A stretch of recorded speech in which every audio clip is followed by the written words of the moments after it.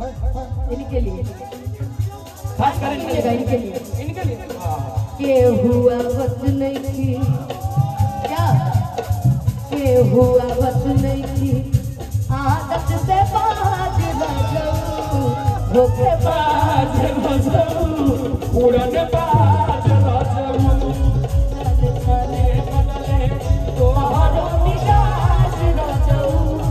उड़न बाज न जाऊं उड़न बाज न जाऊं होके बाज न जाऊं उड़न बाज न जाऊं होके बाज न जाऊं उड़न बाज न जाऊं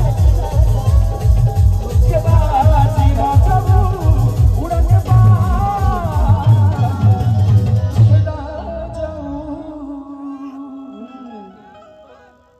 हाटा देखावा जाने हमारा के कुड़ी रुपया 50 पर छुमाई हमर बोला बता कि खाली आँखियाँ मिलावा तारा तान के डर नहीं जान के तो नजर रात भर कि नजर रात भर मिलाओ भूमिहार से कि नजर रात भर मिलाओ बबुआन से क्यों क्यों कि नजर रात भर मिलाओ अहिरान से अब भोरे लमरी ले जाइए के बांध के हो नजर रात भर मिलाओ अहिरान से भोरे लमरी ले जाइए के बांध से वो नजर रात भर मिलाओ बबुआन से भोरे लमरी ले जाइए बांध के हटा देखा बजानी हमारा के कुड़ी का आत्मा क्या लगता हाँ एकदम आपके लिए ये गाई रहे हैं हमारे लिए बहुत कम गा रहे हैं हटा देखा बजानी हमारा के कुड़ी का क्या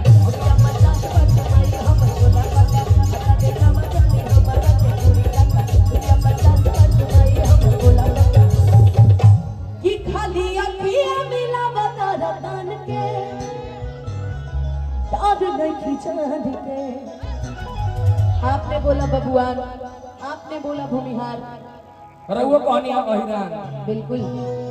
मैं देखिए मैं सबकी तरफ मैं ब्राह्मण जी की तरफ से भी रहती हूँ मैं निष्पक्ष हूँ मैं पलटू राम हूँ अच्छा क्योंकि चलिए अपने से स्वीकार करो तने तरह इसलिए क्योंकि मैं एक कलाकार हूँ और मुझे सभी जात के लोग बहुत प्यार करते हैं जिस क्षेत्र में जाइए उस क्षेत्र की जनता मुझे बहुत प्यार करती है वहाँ भूमिहार भी होते हैं ब्राह्मण भी होते हैं यादव भी होते हैं राजपूत भी होते हैं और बहुत सारे जात होते हैं अनुपमा जी ये हमें बदलना पड़ता है संगीत इंटरटेनमेंट की चीज है बिल्कुल मैंने नीतीश का नाम गा लिया मैं पलटू राम अब उन्हीं में पलटू लगा है क्या सिर्फ मैं आप सबकी हूँ है ना मैं किसी एक जात के लिए नहीं हूँ मैं सबकी हूँ होई बात अभी खाली हमार हो होई तो कल चली का तारा घर पीछे होते लेकिन यार मैं भी अपने लिए बोल दूं कि नजर रात भर मिला हो हिरान से ही नजर रात भर मिला हो बबुआन से या भूमिहार से अब भोरे नमरी ले जाइए ते बांध के नजर रात भर मिला हो हिरान से भोरे नमरी ले जाइए ते बांध के नजर रात भर मिला हो हिरान से भोरे नमरी कि आइला हम बारात करे या कि हमसे बात करे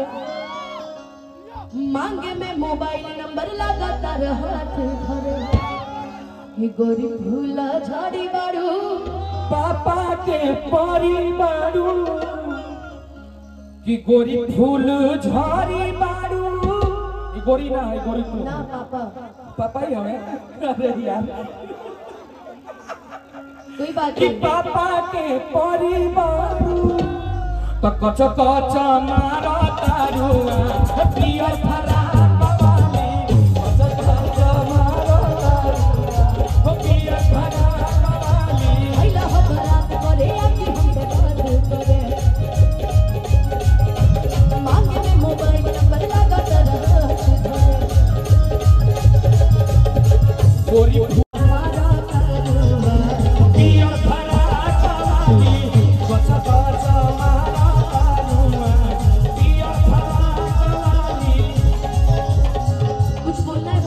लोग